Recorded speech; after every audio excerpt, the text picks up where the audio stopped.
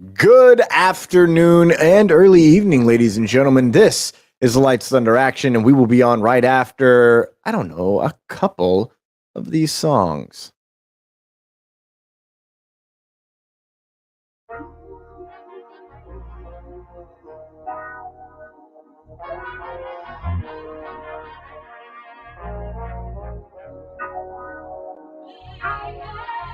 Trying to get out the city, born up in the nitty gritty. Gutter boy was treated shitty, running, flying, need no pity. Family life was blowing up, not enough for my cup. Trying only to look up, even as a baby I knew what's up. Trying to get out the city, born up in the nitty gritty. Gutter boy was treated shitty, running, flying, need no pity. Family life was blowing up, not enough for my cup. Trying only to look up, even as a baby I knew what's up. Ran away for college, trying to obtain that knowledge. For a baby boy Thomas to know himself as flawless. I was growing up in bondage to a redneck mind unpolished. Locked it up like a hostage, cause I was constantly admonished by my family, by my friends. I'm the weird kid yet again. Piss me off and I demolish you. Nothing but the honest truth. It will just astonish you. Put you in a lock or two. Only keep a couple few people close to me, but who? That is for me, not you. But please know that I love you too. Keep you in my heart and mind, and I will always root for you. Succeed and love your life. Even get a husband, wife. Just here to make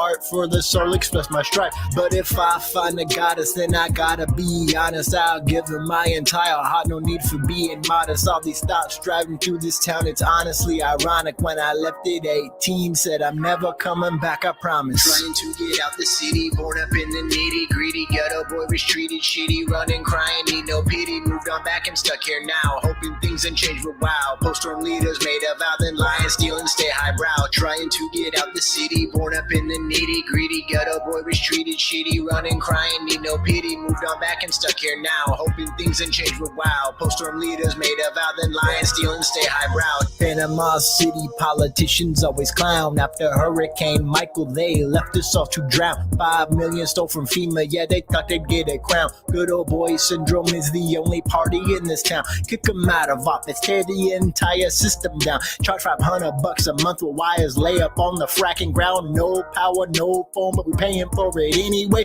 Set they ass on fire, profits over people is the way. Burn them all down, take our money back, let them pray. Feed them to the fishes and the sharks up in the bay. Take this fight national, those phonies always stray from doing what the people want. They just look to prey on our fears and feed us lies through propaganda every day. Set us against each other so that we just fray and weaken our defenses. Yes, this is their play, so vote them out of office and please don't forget to spay. This is Thomas Teretic reminding you to please spay and neuter your politicians by voting them out of office and petitioning for term limits in the Senate and Congress.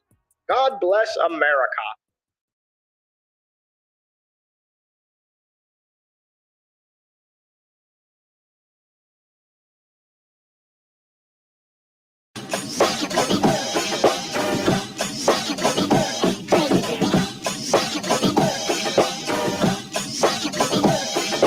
Walking down the street, chickens blowing kisses. Never thought I'd end up 28 without a missus. Yet here we are, yeah, it's totally a thing. Making this movie about my life in quarantine. Started out hype, living life as a pirate. Then it got eclectic as time began to riot. Filmed my thoughts, what a terrible idea. Had a party over Zoom and got diarrhea. Ran out of toilet paper, life felt like forfeit. Turn on the news, an invasion of hornets. That's when it really truly started to unravel. I truly wish I could go motherfracking travel like toilet paper Jesus. Toilet paper Jesus. Toilet paper Jesus. Toilet paper Jesus. I wanna be a vagabond, maybe I'm a Cylon. I should have killed them hornets with a motherfracking mask on. Covered in ketchup, man, I think I messed up. Need a therapist that would help me fill my loving cup. No, not with beer, they really need to steer this conversation with myself a light year away from fear that need to poop and seize us. Sorry socks, it don't please us. Holy fracking crap, is that toilet paper Jesus? Toilet paper Jesus. Toilet paper Jesus. Toilet paper Jesus. Toilet paper Jesus. Toilet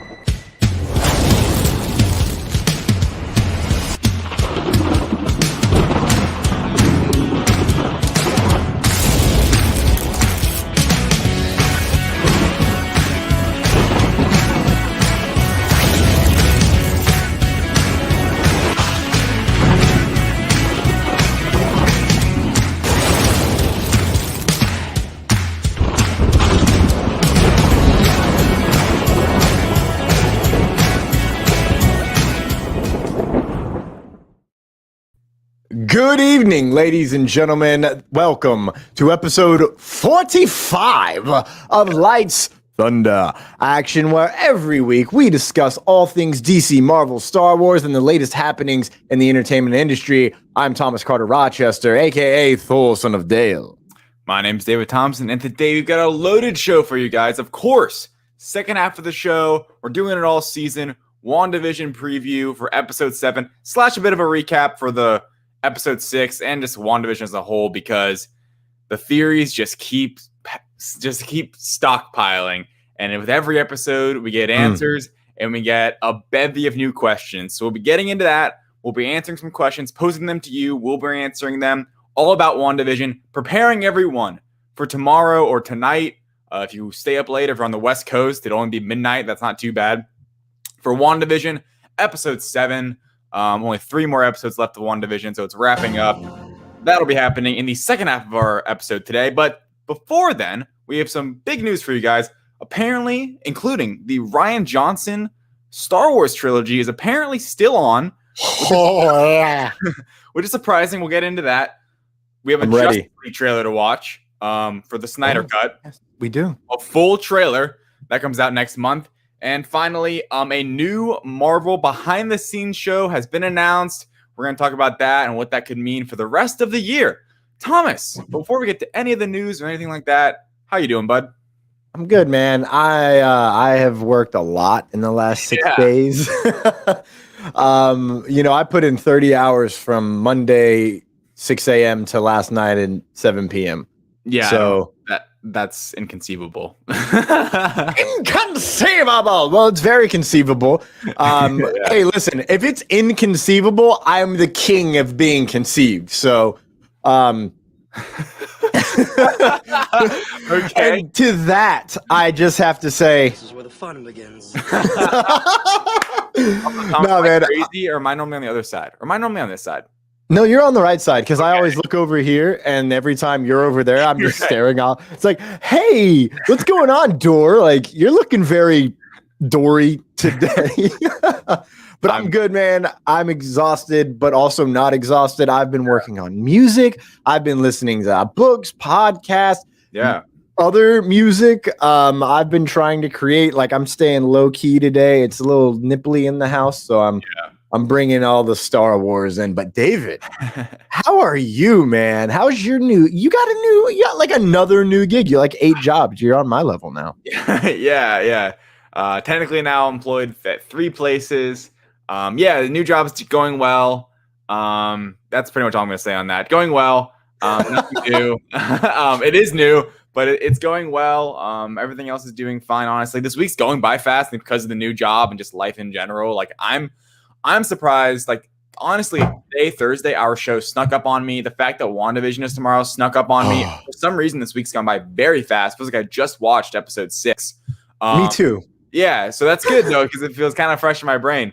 I think it might be because I've been watching, like, or reading articles and watching videos about it, and that kind of keeps it, it keeps the gears moving in there about the show and thoughts and theories and all these different things. But yeah, I'm doing good. So Thomas, you said you were watching things, listening to books and stuff. What are some of those things?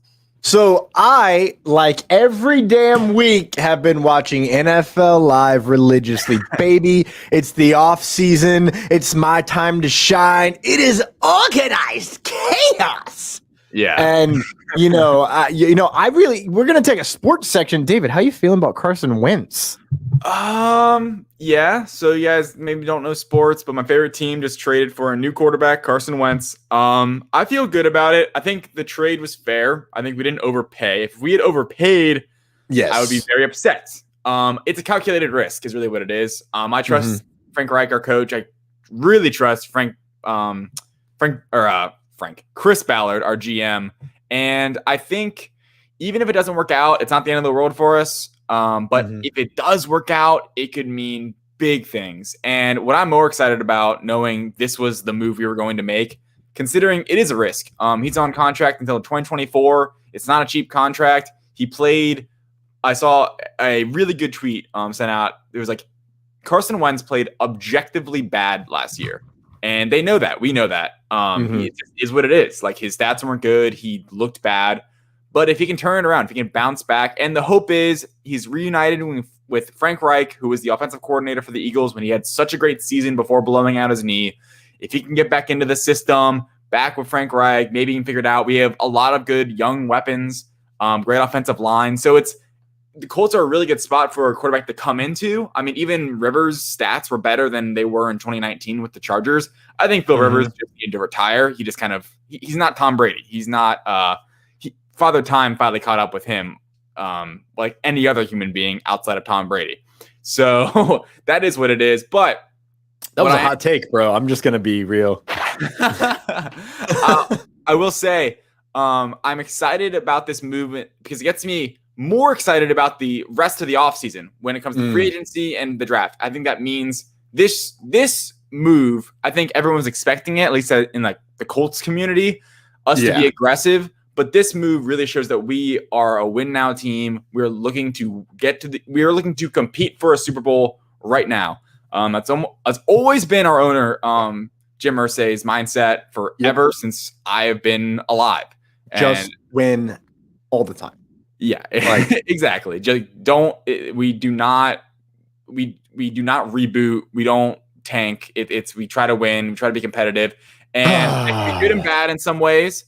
But honestly, that must be nice, bro.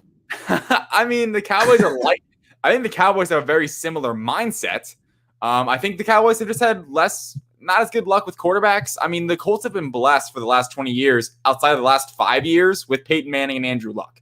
The Colts got gifted into like drafting two of the most highly prospected athletes coming into the draft. Like over the last like 30 years, two of the top two prospects. It's like Manning, Luck, Elway, like these kinds of guys that were just like the number one choice, no doubt about it. I mean, a lot of people are saying that Trevor Lawrence this year is another one that's just like book it, no doubt. But anyway, bottom line, we can end the sports talk now. I'm excited where this is going. I hope it works out. I mean, obviously, fingers crossed, but I'm definitely not the kind of guy to sit here and be like, oh, we're going to win the Super Bowl now because of Carson Wentz. It's a huge question mark. It's a risk. It is what it is. I think we'll be good though. And I think if Carson Wentz actually plays up to his potential, we could be really good.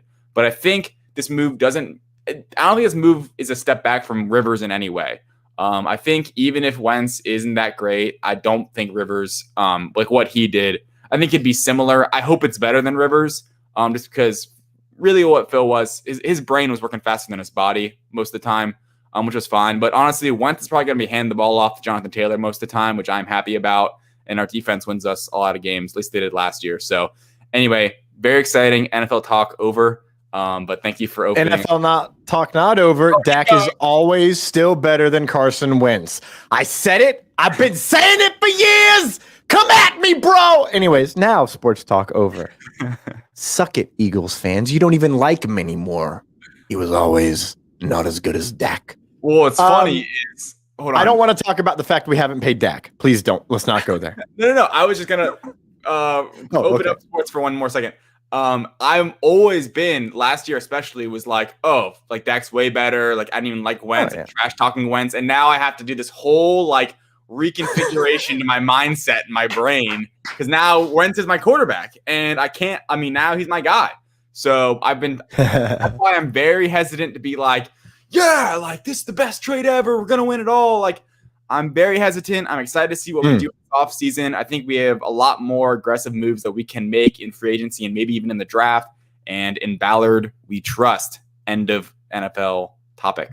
I've been watching Flash. I started that last night. You know, I finished Legends of Tomorrow. Flash is coming on in a couple weeks, so I'm trying to power through Flash. And I started. I watched the recap of season 5 for Agents of S.H.I.E.L.D. so I could remember all the crazy crap that happened. So I'm like, that's my next one, that's my next one to do. Yeah. But I actually been listening to Matthew McConaughey's book Green Light, which I highly effing recommend, man. I'm going through an existential reinterpretation or incarnation, if you will. That's the word I was looking for. Spiritual reincarnation kind of vibes. Going through some shit in life like we all do. And the book's just been amazing. Like, obviously, I'm a very Matthew McConaughey style dude, just laid back, try to be as chill as possible. So it's been nice to listen to that. And I listened to Acting Real with Kat. Dang it, man. I had it set up and I forgot her name right up. Kat Foster. It's a podcast. And it's the episode with her friend Zibby Allen. First half of it takes place 2 years ago. And it's all like this episode, you know, the notes on it is on self-worth, hitting walls, feeling more, and caring less. And I was like, I got to listen to that right now. So I listened to that, man. It's been nice. It's got me in like a good spirit. I'm moving forward, you know, I'm healing and etc. But David, like, what have you been watching? Have you been reading anything? Yeah, so I've been watching Mindhunter with my girlfriend. We talked about this last week because we're just getting through. There's 2 seasons. We've already kind of read that there are not any plans for a 3rd season, which already is bumming us out, even though we haven't even finished the 2nd season. But we're halfway through the 2nd season now. It's really good, man. It's a really good show. It's super interesting. We realized probably like halfway through the 1st season, like, wait, they're talking about real serial killers and they're interviewing real people. And it's crazy. So now every time they do an interview, because like part of the show is they interview like these serial killers that are in jail. And we Google them and see like ones that aren't famous, like Charles Manson, they actually just interviewed in the show, the last episode we watched, which was crazy and looked just like him and just like unbelievable acting to be. I was saying this to Jazz. I was like, imagine the casting call. It's like you have to look specifically like this person and then be a really good actor on top of it. All these guys that fit the bill. It's really. And there was one guy, I forget his name, like one of the killer people. The actor looked just like him and almost looked like, I mean, too good. Like almost like they had to do some makeup and like cheekbones to make it look even like more realistic. But anyway, it's a good show, man. The cast is really excellent in that, and we're really enjoying it. So we're gonna finish. That'll probably be done by the time it's next Thursday for episode 46 of Lights Thunder Action. But anyway, the other thing I've been watching much. Honestly, I really have not been watching anything besides that with her. But I started reading finally House of M, the comic that is obviously loosely based off, or WandaVision is loosely basing off some things from it. It's obviously an X-Men Avengers comic. It's really good so far. I have it. It's in my bag. I'd show it. It's like the book form, right? The Ultimate Edition, which just means the pages itself are higher quality, which I like. I appreciate. But it's really just like a bunch of different like issues of comics stuffed in one nice, neat book, which I really like. I enjoy that. I actually got this Venom book, Spider-Man Birth of Venom, which is the same deal, where it's like a thick book like this, but it's a bunch of comic issues in it. So in House of M, I think I'm maybe halfway through the 2nd issue in the big book, and it's really good so far. I had to kind of, when I was getting into it, I was like, all right, I got to put myself in this world, because it's such a different world, say, in like the MCU, WandaVision. It's like a whole different thing with the X-Men. It's really interesting. It's a much deeper world than the MCU. It's funny. We think we have such a like deep, vast world happening in the MCU, but the comic world at this, especially at this point, it's like there's so much more and so many different elements and different dynamics between characters and whatnot. Like Iron Man is more of a secondary character. He's not like the leader of any I mean, in the movies, they kind of make it like that, where you look at Captain America as the leader, but you always kind of know that Tony is to some degree. In the comics, you don't really get that gist. There's more of a power struggle, at least initially, in this, between there's like the X-Men group and the Avengers, and that's kind of 2 separate entities. And Wolverine, almost knocking heads with like a little friction with Captain America, which clearly have 2 different kind of ideals. And it made me sad in a way reading that for a second, thinking like, we're never going to get that. Maybe eventually in like a reboot era, but that's going to be when we're old men. So anyway, it's good. Speak for yourself. I already am old. But yeah, I'm excited to keep reading it. I don't know when I'll finish. Got to keep finding time to catch that in, but really enjoying it. The art's excellent. That's what I like about comics too, is you can like when I take my time, I try to take my time, because it's so, I remember when we interviewed Rodney Fike and Eamon Hill. Eamon. I told them, I was like, yeah, with comics, like a lot of times I'll blast, it's just one issue. I'll blast through it, read it, and then go back and just flip through and really look at the panels because I try to appreciate the artwork that's happening in here. And when you're just reading the bubbles and you're trying to go as fast as possible, you're just flipping right through all this great artwork. So I'm kind of trying to take my pace with it. So I don't know when I'm going to finish it, but it's really good so far. I'm excited to keep diving into it and get to that obviously big moment at the end. And see more connections between it and WandaVision. Super loose, though. Very, very loose, but it's still interesting nonetheless. All the Scarlet Witch stuff is like that. Obviously, with WandaVision, that's where it's like, oh, this is so intriguing. The other stuff's just kind of like extra comic book things that interest me. But anyway, I guess that's it for what we've been watching. Yeah, David, have you been listening to anything? Well, I listen to podcasts all the time. If you guys want to listen to our podcast, you can find it on Apple Podcasts, Google Podcasts, Spotify, and our hosting site Spreaker. That is Lights, Thunder, Action. You can find all of them there. I am behind. My computer memory is kind of jacked up right now, so episode 44 is not on audio podcast, so I'm sorry. Find that where Thomas is going to tell you in 5 seconds, video-wise. But they should be up there. I'm going to figure that out, sort everything. Everything else is all of our interviews, our full catalog, all of our episodes, Let's Interaction, you can find there. If you're working out, going for a run, driving your car, don't want to look at our ugly mugs, we have audio podcasts you guys can check out. And please, if you want to, follow us, subscribe, maybe even give us a 5-star rating, some star rating. Give us a little nice note. We appreciate that. We appreciate all your love. Thomas, where else can people show their love? You can find us live streaming every week right here on our Facebook page, Lights, Thunder, Action Show, and on the HWWS WebTV channel over on YouTube. The best way to show us love is to find us on Instagram, Twitter, YouTube, Facebook, etc. And you can always find those links at linktree.com/Lights Thunder Action. That's an all one word, no hyphens, no spaces. So that is lighthstunteration. Lights Thunder Action. I got through there. Also, speaking of love, we have been nominated for an award. And if you go to one of the links in that link tree, you'll be able to go to our Facebook page where our pinned post is at, and you can vote for us in the Independent Creators Award for Podcast of the Year. Yep. We're humbled to be nominated along with our friends at the Legend of the Traveling Tardis, and plenty of other of the amazing shows from the HWWS WebTV family. Yeah. Now, ladies and gentlemen, we're going to take a brief pause. We got bills to pay, so we're going to throw in some of our sponsors, but we'll be right back with everyone's favorite segment of the week. Hello, I'm Thor, son of Dale, here to tell you about the Life of Thor Productions official shop, the only place where you can get your official merchandise for the Lights, Thunder, Action podcast and Life of Thor's Thor Watches series. Whether you want t-shirts, tanks, hoodies, mugs, and masks, Life of Thor Productions official shop has you covered.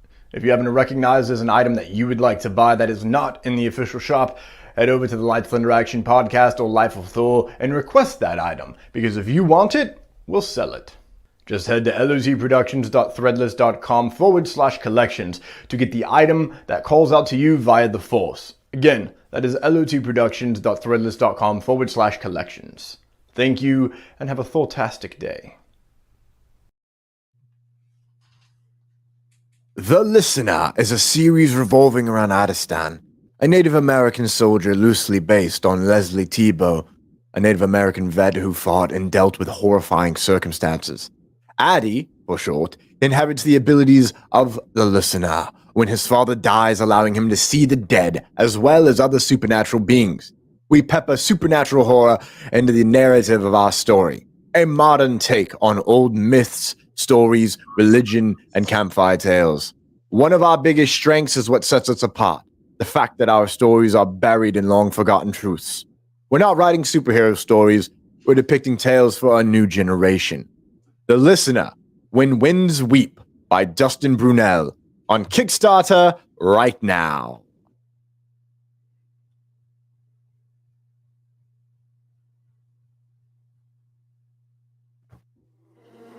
A small-town coroner has to team up with her ex-fiancé to save her town from a swarm of mutant honeybees. There's action, drama, humor, maybe even a flamethrower. Or two. There's definitely a ton of bad bee puns and a very unlikely Hawaiian-wearing hero. This classic sci-fi feature cheese fest, written and directed by Alicia Marie, will be starring local talent from the Emerald Coast, and we invite you to join our journey from conception to reception by visiting linktree.com/zombies the movie. That is ZOMBEEZTHEMOVIE. Follow us to keep up with all the buzz and donate to GoFundMe.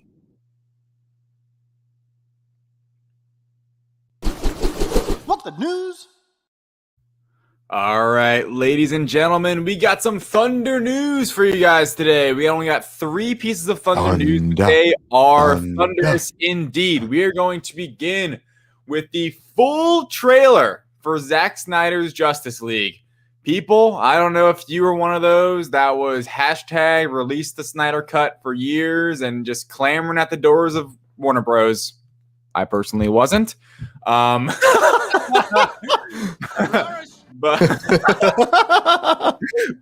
it's upon us, right? March, what is it? 18th. We are getting the Snyder Cut. Zack Snyder's vision, 4-hour vision of what the Justice League should have, could have, would have, will be. And we have a full trailer for it. Thomas, you want to pull that up? Oh, baby, does I? Yeah, we're ready. We're gonna pray to the internet gods we don't get pulled down because that's always a possibility. But we're just gonna dive right in here. How loud is that for you, Mr. David? Pause. Okay. First thing, I'm going to let everyone in on a secret. I didn't really care for this trailer. And one of the first reason why that was unappealing, why I hate 2021. Why in this new age of social media that why do trailers have to be in this box? This is not the 1950s WandaVision episode. Please give me a proper ratio. Okay, first off, that it was optimized for Twitter and Instagram. I do not want to watch a trailer. I like it. Okay, it's fine if you go on the social media site and you see it in this little square. But if I go to YouTube, I want to be able to see it in a proper aspect ratio, not this square. What's with the black lines on the side? I just don't get it. I don't understand it. It's the smallest little nitpick in the entire world. But from the get-go, it turned me off from this entire trailer. Breaking news, David has a hot take. I mean, I don't know. It's a small thing, but it's anyone else. Anyone in the comments noticed it the same thing as me. It's Zack Snyder. What do you expect? That's my genuine response, because all the other trailers we watch, they're not made for this Twitter. Yeah. It's a Snyder thing. It's the Snyder Cut. He's going to do weird stuff. It's like a panel in a comic book. And honestly, I want to watch it in IMAX. Yeah, that's the thing too. I honestly wish this was coming out in theaters because I'd love to rewatch it. And I wonder if they will do something maybe small once theaters start opening up more. Because I bloody well hope so. I doubt it though, because I think the only reason I actually wrote it in a direct article recently, it was about the Snyder Cut. I feel like the only reason it happened was because of HBO Max. Because you're like, oh, yep, we have this HBO Max thing now. You put it out there. This will actually bring people to the site because it's a built-in. Like I said earlier, the crazy clamoring fans that were screaming to release the Snyder Cut, they're all gonna have HBO Max March 18th. You can bet your butt on it. Hey, by the way, that's like a month from today. Yeah, it is a month. Wow, we're a month away. All right, we can play. So he's just, I'm going to spoiler alert everything. That's the anti-life equation that he's being hit with. Oh, I was thinking it was like a throwback to Batman v Superman. A little bit, but it's also the anti-life equation, I do believe. Okay. I liked Jesse Eisenberg. Yeah, look at what's happening, man. Like, this is crazy. You like Lex Luthor? I liked Jesse Eisenberg in the role. I did too. Yeah, I did. He wasn't maniacal. He was just little bit new aged. So it seems like we're gonna get more Batman Nightmare scene. Or it'll be just longer, the scene for it. Not that shot. Okay. Yeah, we got to go back really quick because this very cool. This is Granny. Granny Goodness. There it is. That's Granny Goodness. So anyone who's ever done anything with DC and understands Darkseid knows that Granny Goodness is a minion of Darkseid. And in Young Justice, The Outsiders, she has a dual role on planet Earth. She's Granny Goodness and she's doing this, but secretly the entire time she's working for Darkseid. Yeah. I will say Darkseid looks pretty good. There is something with DC where I think they just, especially Snyder, like the CG characters, they make them so dark where you almost can't even tell if the CGI is good. Like the MCU, I mean, just look at Thanos in the light. He looks fantastic. I can hardly even tell if he even looks that great, but Steppenwolf, I think definitely looks better. I would definitely for sure say that. Yeah, it just looks like more scary monster, honestly. All right, we're getting battle porn, more battle porn. Yeah, more Steppenwolf, Superman. Okay. Here's my gripe. Okay, well, I guess I can save it, but my gripe is that it almost looks too Justice League-y. I'm confused by that. What do you mean by that, David? The story, okay. There's a lot of this looks fantastic. Everything with Henry Cavill, I will just I enjoy all of that. But I'm seeing shots from the original movie here, and correct me if I'm wrong. Snyder was like, this is gonna be a whole new thing. I detect hyperbole.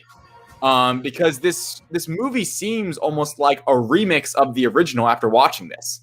It seems like the story from point A to point Z is going to be the same. B through... No, it's not going to be the same. You know why, David? We live in a society. Okay. Isn't that right? Batman. I'm excited for that. Okay, Sure. All right. So here's my thing. Let's hear it. Of course, the story's the same. Joss Whedon was brought in to take the part that the idiots at Warner Brothers could actually understand and turn it into a smorgasbord of a terrible movie. Okay. Right. And so there's going to be certain things that, he literally already had shot. Right. There's a lot of stuff in that final scene where Superman, some of it is not Superman with mustache. You can tell. Mm-hmm. There's certain quick shots. It's like, oh no, that's been shot already. You can always tell when, especially in Justice League, if it's Henry Cavill before the mustache or after. It's so blatant because of the bad work. The thing that I really want, you're like, it looks like Justice League. Listen, if they go to the same ending, as we've seen plenty of times in Marvel movies, we always know the ending. The hero's going to win, right? It's how you get there. Right. Thor the Dark World. It's how you get there. That makes the difference versus, say, Thor Ragnarok, right? And honestly, technically, Thor doesn't even win in Ragnarok. Sort of. I mean, he really doesn't win. No, it's not a full victory now. He does not win. No. His plan wins, but that actually includes doing the very thing he didn't want to do in the first place. Yeah, it's like he was forced to do something he didn't really want to, and thereby he kind of wins, but he basically just gets out alive. Justice League. I don't know, man. I just think it just looks a little too Justice League-y. That's all I have to say. Maybe it's the aspect ratio messing my brain, making me angry. But I will say, I just thought, I'm surprised there's not more black suit, Jared Leto type shots where it's like, ooh, that's new. Or I guess Darkseid's new. So that is something. But everything with Batman, Aquaman, Wonder Woman, Flash, Cyborg, none of that looked very new and interesting to me. And this movie is 4 hours long. Like, I mean, I know they're kind of splitting it up into chapters, as they say. There might even be like intermissions, perhaps. It's all kind of like, we'll see what the actual rollout of this film is. But a 4-hour movie, I don't know. I'm definitely skeptical. I was more excited last week. Skeptical, sorry. Thank you. Just double checking. I was more excited last week. You saw our reaction, episode 44 of Let's Interaction, to just that moment of Superman beaming with the black suit. Like that, to me, it's those hype moments that I didn't get enough of in this. I like the Jared Leto stuff at the end. I like seeing Darkseid. I like the Lex Luthor voiceover. But everything that I didn't like about Justice League when it came to just the dynamic with Batman and Wonder Woman and Flash and it feeling slow, that still seemed kind of there. And I will say, I am very curious to see how good this movie will actually be. The anticipation for this, the outpouring fan reach, and just them, just like there's never been a bigger comic book fan movement, period. If you think about it, like they literally, if the fans didn't care and were just like, forget, like, okay, yeah, Justice League happened, we're moving on to Black Adam, Shazam. Like, we don't care about it anymore. If it wasn't for the fans being like, no, Zack Snyder had his own version of this, we will not accept this as the version of Justice League, we wouldn't be getting this. So that part is still very cool. And I will sit down and watch this, but I will not guarantee it's going to be on day one because it's 4 hours long. You got to sit away like half your day to watch this. So anyway, the full trailer didn't do much for me, but there's still, the intrigue is of course still there. So that'd be my final thought on that. Moving on. We have another trailer that we got to get through, that's going to take some time. So moving on, ladies and gentlemen, I wanted to bring this up on the screen. Look at who wrote this article. It's our very own David. Listen, and it's important to note that this article has been shared about the internet. This specific one. David is famous, y'all. He done grown on up and left us. You know what I'm saying, baby. But yeah, anyway, guys, Thomas, just check. Oh, whoa. I'm zooming in. I'm trying to find the right aspect ratio. To calm your nerves. So basically, I guess Ryan John. Okay, break it down. Back in, I think it was 2017. It was during an investor call. It was before Last Jedi came out, which obviously everyone knows is the most controversial and divisive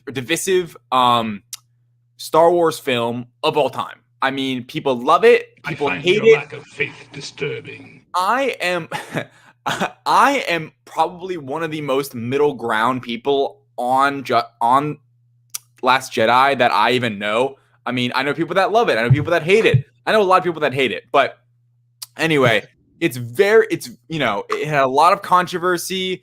There was fans upset and all this stuff. But anyway, so after that, before the movie came out, they announced that Rian Johnson, the director of The Last Jedi, was going to have his own Star Wars trilogy. He's going to write and direct it, all that good stuff. It's going to come out. Since The Last Jedi was released, it has been nothing but crickets on this side of the news when it came to Rian Johnson's trilogy. And I wrote it in the article. You guys can check it out in the direct for yourselves. I said, what made me think this was not going to happen was I started off the article with it at the Disney Investor Day meeting that we covered, back in December. They announced all these different Star Wars projects, but not one little hint at Rian Johnson's trilogy, which still makes me a little dubious about this news. But bottom line is, Rian Johnson recently sat down with a USA Today reporter, Sarah Wilson, and she, before even releasing any quotes or showing the video of her interview, she tweeted out. She was just like, "You can scroll down, Thomas. I'm sure you guys don't want to know about this, but she said, yes, Ryan's Star Wars trilogy is still on, no dates or timelines because he has other projects going, but it is happening." So straight from the horse's mouth, Rian Johnson did confirm to her that it is still, in fact, on. And I'll be honest, I am pretty surprised by this. I did not think it was going to happen, especially after that Investor Day meeting, and there was zero announcement on it. But when you think about it for a second, Star Wars is moving in a lot of ways all to Disney Plus. I mean, they only have 2 feature films in the works. Taika Waititi's film, and then Rogue Squadron, which is Patty Jenkins' film, which is coming out next. Yep. Thomas, you saw this. The Rian Johnson trilogy is apparently back. Still going to happen. What were your thoughts? This is where the fun begins. Honestly, I am so fracking excited because I love Last Jedi. And Yes.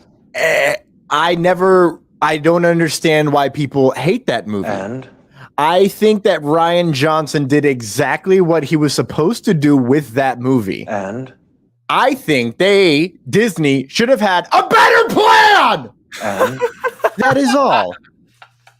I will say, I will say I am excited about this for 2 reasons. First, I like movies. I don't want everything Star Wars to be on Disney Plus. I love The Mandalorian. Don't get me wrong. I like going to a theater and watching a Star Wars film, even if it's terrible. The best. That's what I'm saying. Like, I like to sit in a theater and watch a film. Sue me. I'm not all for this. Everything on streaming, everything being a TV show, which is where Lucasfilm was taking Star Wars.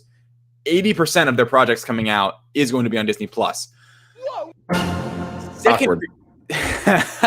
Second reason I'm excited about this is I have, for me, Last Jedi is a mixed bag. I won't get into it now for sake of time, but it's a mixed bag to me. There's things I love about The Last Jedi. There's things I don't understand about The Last Jedi that I don't get, I do not like.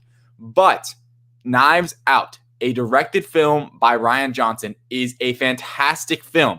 And combining the things I really like about Last Jedi and what I know he can do with that movie, I am interested in seeing what he would do with a trilogy. And I do not like how it's just being pinned as a trilogy. I think it should just be one movie. I think it should be, hey, there's a new movie coming out. It's a Star Wars film. Rian Johnson's directing it. I don't like things normally go south when it's called a trilogy. I don't know. I that makes me nervous, to say the least. I think of it, if they'd ever just pinning, if maybe when Disney finally comes out with it, if they ever do, which it seems like they will, if it's just like, hey, this upcoming Star Wars film, it's being directed by Rian Johnson, and maybe there will be a sequel, but maybe not. That would make me a little more comfortable in a way. And I like the idea of that, especially knowing what Star Wars Lucasfilm can do with The Mandalorian, which is its own unique thing, and say Rogue One, even Solo. I enjoy Solo. It's like a one-off movie. I'm excited for Rogue Squadron. I'm excited for Taika Waititi's movie. I'm sure that's going to be great. And those seem to be just one standalone film. So taking it as a trilogy, it's a buzzword, really. Everyone loves a trilogy. Trilogies, Yes. They own our sphere of film, right? Trilogies is like that's what kind of like I don't know. It's very popular, but anyway. On this, let's go to the comments really quick. While we were talking Justice League, Brian Winslow said, "Here's something to make you feel old. We are far enough removed from the Phantom Menace as that film was to the original Star Wars, and we are now the same amount of years away from Batman Begins as that film was to Batman '89." Wow. Yeah. Also, Brian, shout out Kevin. Totally agree. I detest the amount of streaming services there are, and I know there is more coming. I mean, I enjoy streaming. I just think there's something to be said for making movies with your IP and going to a theater. I know COVID has made people forget, but theaters do exist, and movies are made to be seen in them. That's just my opinion. But speaking of a movie that's going to be out in theaters and on streaming, with a phone call right in the middle of that, Mortal Kombat. It is a movie that is coming out for Warner Bros. So it's going to be releasing on streaming and in theaters. You know, this fun little HBO Max thing that's going on. And I have not seen this trailer, Thomas. So this is my first time watching it. Really? Yep. Okay. Well, ladies and gentlemen, it's about to get adult. So if you have children watching or listening, you're going to want to fast forward 2.5 to 3 minutes from now. You have been warned. Yeah. Oh. There we go. I got it. We got there. I mean, to be fair, on a mission in Brazil. Can you hear this? yeah. I will probably watch it, but I won't lie. I'm not like a Mortal Kombat person, so it doesn't really mean much to me. Just enjoy the trailer. Okay. Ooh. Looks cool so far. Ooh, like that music beat. Yeah, it does follow the classic blockbuster layout Oh, I would hope for a nothing trailer. movie. Please give me the over the top action camp trailer hype. Oh man, this is just amazing. Looks pretty cool. Not gonna lie. Yeah, It looks beautiful. It looks and really look at this well. cast as well, man. Yeah. Oh, I love it. I wonder if they'll have a moment in the movie where it's like they're fighting like side by side, and it's almost that look 2D where they're fighting like they do in the game. That'd be really cool. Ooh, really quick, I'm rewinding because this right here, Liu Kang is Ludi Lin from the Power Rangers. Oh, wow. 2017. Yeah. That is Makad Brooks, who played James Olsen in Supergirl. Oh. Mm-hmm. He's playing Jax, who is the best arms in the world. Ooh, that's me. He's got 2 Winter Soldier arms.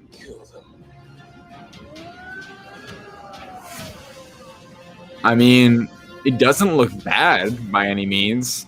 Oh, I don't really know what the plot is. But neither do we. Neither do we. Some kind of tournament, and that's about it. Then it leads to the fight. Whoa. Yeah. Cool. Yeah. That was super cool.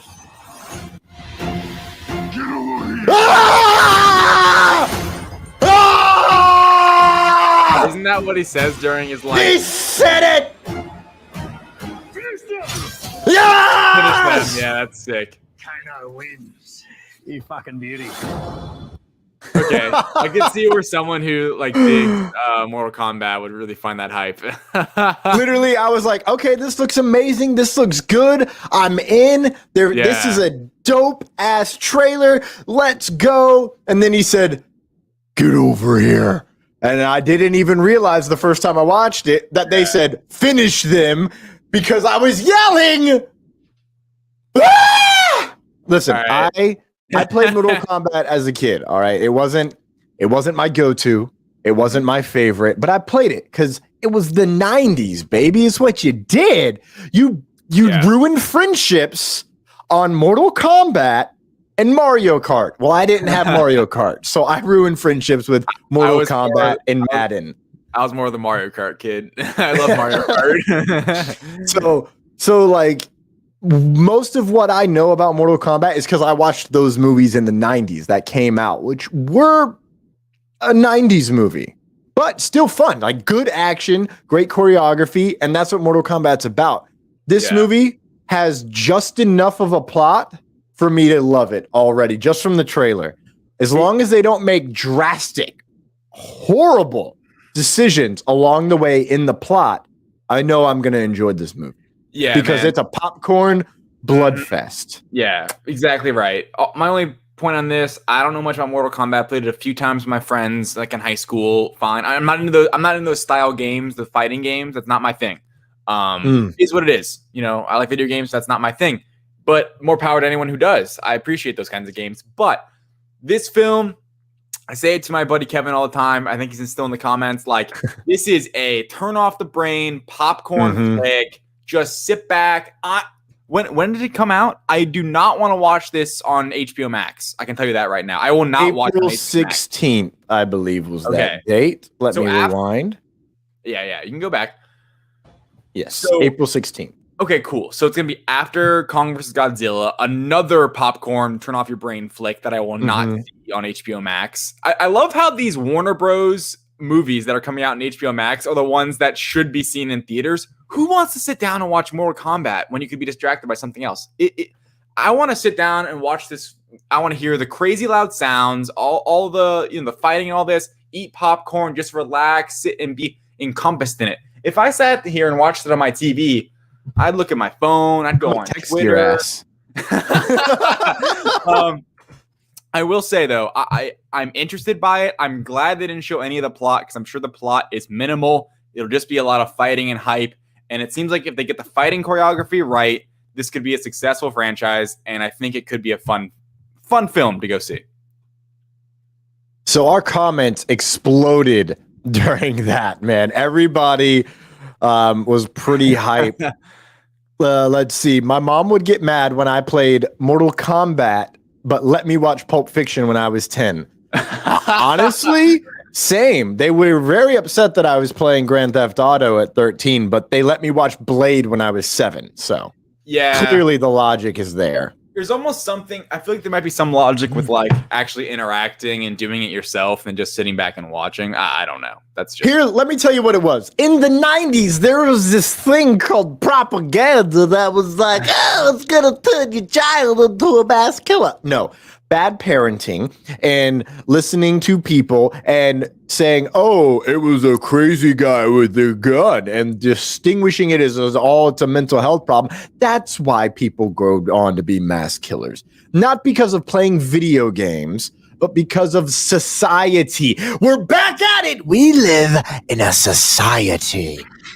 I don't know how we've ended up back with the Joker impression, but I'm not mad about it. Hennessy Williams has said it's violent. He loves the Power Rangers movie. Me too, bro. Not even like no jokes. I straight up love that movie. Okay. Mortal Kombat does not need a plot. Yeah, I just kill these fools.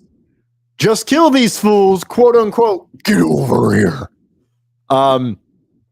It has been, man, the comments I can't even keep up with right now. I didn't have time for all the XB up, down, down, up for fatality. Kevin said, seems like they are focusing on Jax, which I'm not mad about. McCod Brooks, he said, yeah, bro, give me some popcorn and high C to watch this. The Kevin go-to Hennessy, right there. Hennessy says if it wasn't for COVID, he'd be with us on the theater. Hanging with Web Shows says the same. They're watching on HBO Max, but they have 100-inch screen, so they're fine. Well, they have like I've been in there. It's nice, dude. It's a genuine home theater. So I know. If that was the setup. Yeah, that sounds swell. But yeah, right. Exactly mine. It can be for a low price of yo magic, bro. Ladies and gentlemen, we have now entered the fastest news segment that will never remain fast. First up, how do I get this damn thing up? There it is, comments. First up, we have stuff, I guess, on Gina Carano. Carano do no more. Via the direct Sam Hargrave update, the Hollywood Reporter has updated their article to add that one of their Lucasfilm sources has indicated Carano's character is not expected to be recast for The Mandalorian. I got no thoughts. That is all. Moving on. Black Widow. We shouldn't even give this story the time of day, in my opinion. Sorry. But it's just because 10 seconds. Okay. The initial story was saying they were going to recast, and now they're saying there's not going to be recast. So I am excited they are not going to recast. You know what? My bad, David. I did not know that they'd said that first. What? Yeah.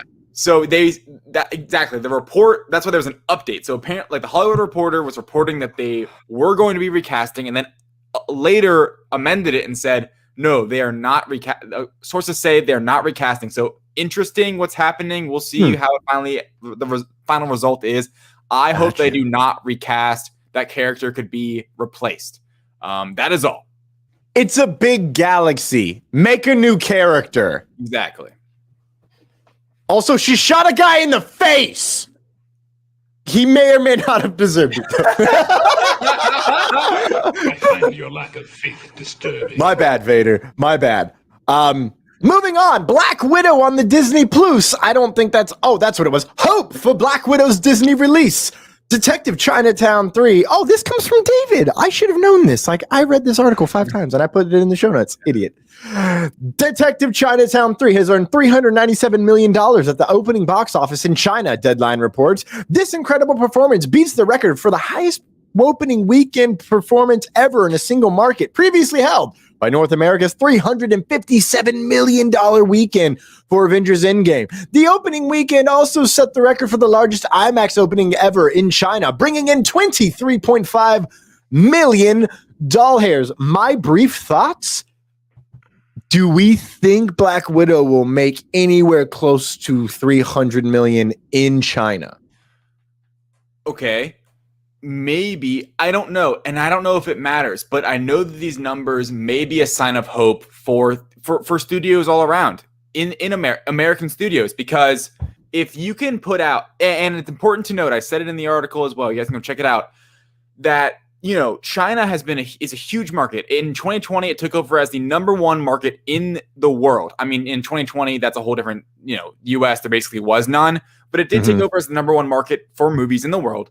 It does really well with Marvel films, so you can like book that. And Thomas, you just disappeared. No. I will say, I think with a May 7th release date, at that point, you know, Disney has said they're sticking. It seems like they are sticking to a theatrical release. And if they think, they'll see how it's tracking. If they think they can make anywhere near this, I mean, let's just start with this. It's inconceivable to think. When I read the news, when I first was reporting on it, I'm like, wait, what? This can't be real. Nearly $400 million was made at the box office in China today. I mean, in COVID world. I mean, who knows what's going on in China? But it just seems inconceivable. Inconceivable! I mean, records are being broken in 2021, at the beginning of 2021. That just seems crazy. But because of this, it may not make this much money, but even if it's doing something competitive to this, you know, this could be real reason for Disney to say, hey, maybe we can do a worldwide theatrical release by May 7th. Who knows how things will be here in the States with theaters and everything. So I don't know. I think bottom line, we can move on after this. It gives us a little bit more hope for the release of Black Widow on May 7th in theaters. Here is what. Okay, honestly, get ready, ladies and gentlemen, because. Oh, did I turn on? I'm a failure. Yeah. This is where the fun begins. Okay. Anyways, and we get hit with the horn. And ladies and gentlemen, Marvel Studios announced Assembled via the directs. I am not saying that name. Sorry, bro. I don't know. Aaron. It's a lot. Aaron. Oh, I was gonna say the whole thing. Via the directs, Aaron with a last name. Marvel Studios officially announced Assembled, a new documentary containing a series of specials that explores the behind-the-scenes of shows and movies of the Marvel Cinematic Universe. The first special will focus on the making of the Elizabeth Olsen-led WandaVision, and it will premiere on March 12th on Disney+. Oh, yeah. Yeah, so Thomas, go ahead and read the second, the next bit of lightning news, and then we can kind of talk about them combined. I like it. Also up from Disney Plus is Marvel Legends set to return via the direct's Richard Nebbins. I screwed up. Disney Plus press release via What's on Disney Plus website. The new set of episodes of Marvel Studios Legends will be coming in March 2021, focusing on the characters from Falcon and Winter Soldier, specifically Falcon, Winter Soldier, Helmut Zemo, and Sharon Carter. While no release date has been officially announced, it's presumed it'll be Friday, March 12th, 1 week before Falcon and Winter Soldier's debut episode premiere, considering that's what happened with WandaVision, as well as it would be the same exact day as Assembled. Yep. I can tell you what my thoughts are. Yep. Can I get more than Marvel drugs? It works with the beanie too today. I would love to say I was prepared, but happy accident. Just like every time it's inconceivable, I was conceived inconceivably. My only thing, yeah, same with you, man. I mean, we're gonna get more MCU content. I am amped for this assembled series they're gonna do with maybe like if they do a behind. It seems like they're gonna do a behind the scenes for possibly each upcoming project. Not even beyond Disney Plus. Maybe like for Eternals, Black Widow. I would love to see a behind the scenes Disney Plus show where it's just maybe just one episode.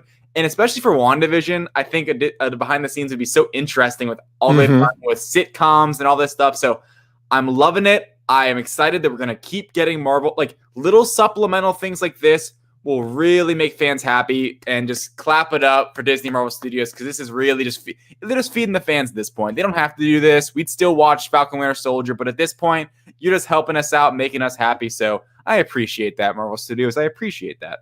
Can I get more than Marvel drops? Most important to note about this is somebody on this podcast was like, we're going to get Marvel every week now. Yep. And they were saying that in December. Now it's officially announced. And all I have to say is I was right. Yeah. Thank you. Flourish. Terry's probably in the chat somewhere. He had, I don't know if he made it. It was this like nice little like Excel spreadsheet of like how that was from Twitter. I saw that on Twitter, and then he sent it. Oh, yeah, I didn't send it to you because I thought you'd seen it because I thought it came from a direct person. So awkward. I saw it because Terry sent it. I think in one of our chats. But yeah, really cool. We're gonna get Marvel Studios content. Seems like every week for the year, which is just awesome. My only hope for Assembled is that as we get into the, like they talk about the setback of COVID. I really want to know how they did that. And I hope that they unearth old behind the scenes stuff for, I don't know, every fracking movie. Specifically, Endgame. The issue is, Endgame for sure. The issue is, it's kind of with like, what is it for Disney's Gallery for Mandalorian? Same sort of thing. They went in and they had this docu crew on set when they're filming it. So to be able to go back, they can maybe splice them together. But they always have someone documenting like on these big budgets, so they can have special features and pump stuff. True. And we know they filmed stuff that they never used. So that's true. Yeah. Like they could just be like, so like this is us filming that. We had this idea. Like I would love a 3-hour documentary, in all honesty, on Endgame and how they were able to work it all together, how they filmed things, and how in the final edit the movie was officially made. Moving on. Wait, Thomas, I have one more thing. You know what's so funny about this? Sorry, it's just a little. You're good. It's just funny. Before, I remember when I was younger, I would sit down and I would watch the special features of The Amazing Spider-Man 1. And there was like a 2.5-hour special feature on it. And that's what this is, really. It's like the special features of a DVD or a Blu-ray for a Disney Plus show. That's really what it boils down to. And you do too, I know, love those sort of things, especially for content that I love. I mean, I would watch that dumb Amazing Spider-Man special feature that was like as long as the movie, like on repeat. But anyway, that was all. This one. We love special features over here on Lights, Thunder, Action. All right, back to the plot. Lights, Thunder, Action is here to give you thunder news. No, we're in lightning news. Lightning news! Via the Direct's Aaron Murr Eklenarol, Just Jared pointed out that in a report that Star-Lord actor Chris Pratt has already flown back home to Los Angeles after filming scenes for Thor: Love and Thunder, suggesting that, because he was only there for 3 weeks, suggesting that he has a smaller role than people assumed. And my response is, duh. Yeah, I mean, I guess it's kind of in response to recently there was this set there were the set images, photos coming out of Thor that had the Guardians on there, and everyone after those by the way, you can change the graphic. The update on that, or what everyone was taking from those set photos, was that, oh, the Guardians have a bigger role in this than we initially suspected. And now, you know, with Chris Pratt leaving after just 3 weeks, temper our expectations a bit here. You know, it's still going to be a smaller chunk of the movie they're going to be in, maybe just the beginning. So who knows? We'll see when it finally comes out. Maybe Chris Pratt will return. Things happen. There's reshoots. But for right now, it seems like it will be a pretty small role for the Guardians. Hell yeah. Moving on, and I'm going to first, there it is. That's the button I needed to hit. Moving on. How long will the final 3 episodes of WandaVision be? This is coming from Liam Crowley at the Direct. Quote cards claiming hour-long episodes to round out the final third of the series have been making the rounds across the internet and have attached Marvel Studios president Kevin Feige to those words. While these last episodes will most likely push ahead of the previous runtimes, there is no legitimacy to this claim. However, it is believed, if we're just using the 6 hours that it was rumored to be, it's like a 6-hour movie, they said, then that would be roughly 360 minutes. If you do basic math, you end up with 145 minutes left for what's going to be on the screen from episode 7 through 9. Mm-hmm. That averages out to, I did the math, removing the intros and the previously on WandaVision and the credits, that removes about 30 minutes. So about 115 minutes. So just under 2 hours left of actual content, in my opinion, of WandaVision left. Yeah. And an important note, this was a really good feature by Liam. It was really interesting because there was all this talk going around that Kevin Feige has said the last 3 episodes will be 1 hour each, which was not correct. That was not a direct quote in any way. There were just people were just speculating and inferring that based on other surrounding quotes, but that was never actually said. And now a rumor report is going around. It's just basically a rumor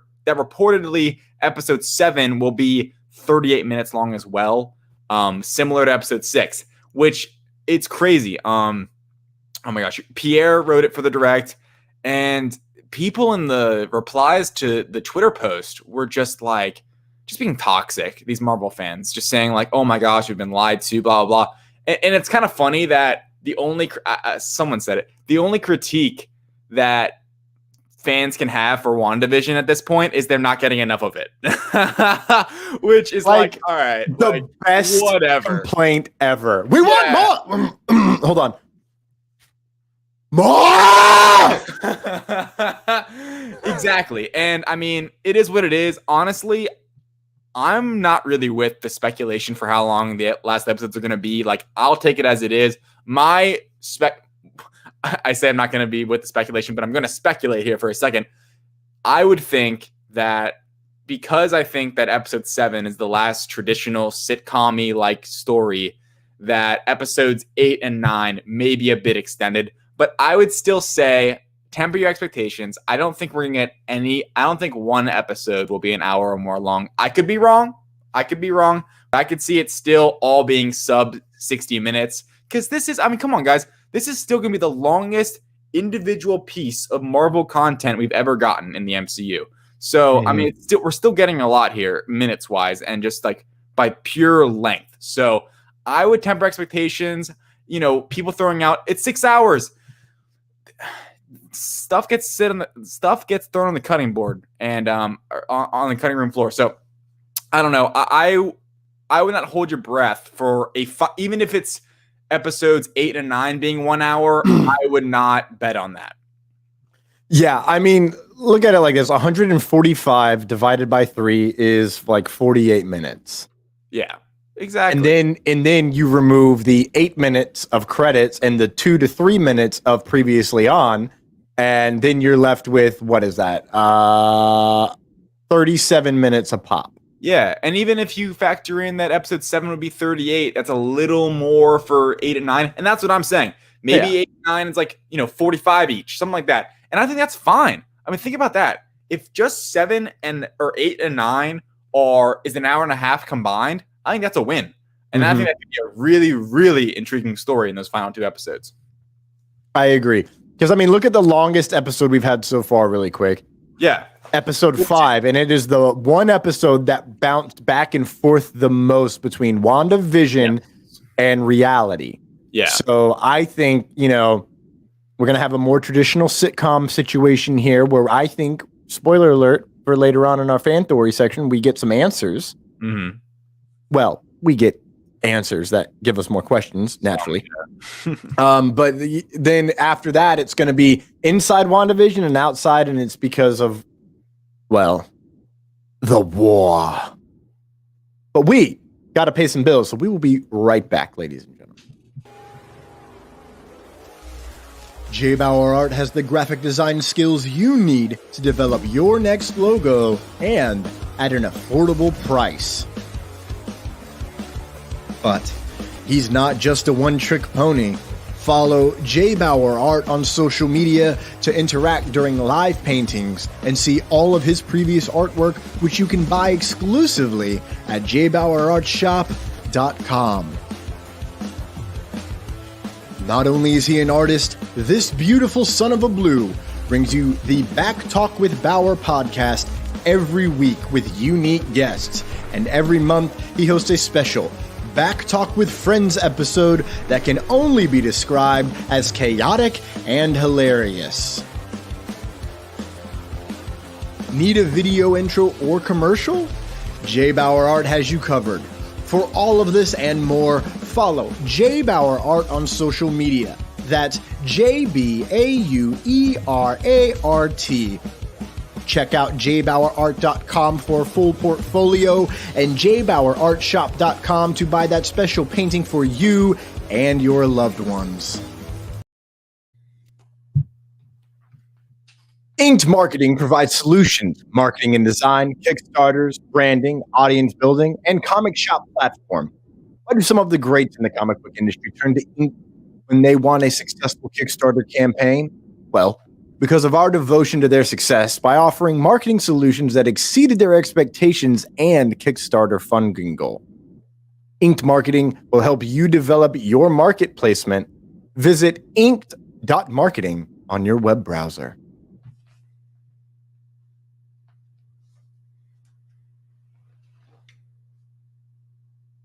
From the mind of Christopher Michael comes CRIT, Convert Reconnaissance Infiltration Team.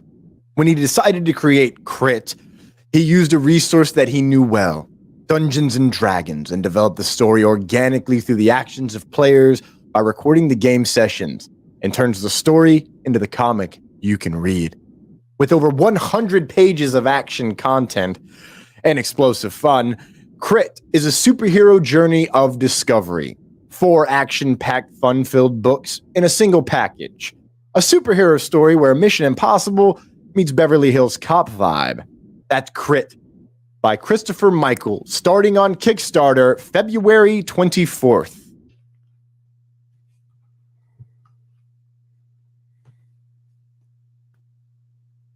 Journey of the Shadow. Darkness Falls continues the saga of Commander Sumisu, the humanoid anomaly and leader of the supernatural Sanzai warriors, as he seeks to stop an ancient evil from being resurrected on Earth. If this evil known as Nyugo succeeds, the Novum Goddesses, a sister deity triad who oversees the universe, will be in danger. But with the help of several extraterrestrial ladies and his friend Shujin, Sumisu discovers there's an unexpected enemy to contend with, Yoro. A formidable cursed swordsman with a short temper. Humanity is about to be collateral damage, and the clock is ticking. Journey of the Shadow, Darkness Falls by Stone Abdullah starts on Kickstarter March 1st, 2021.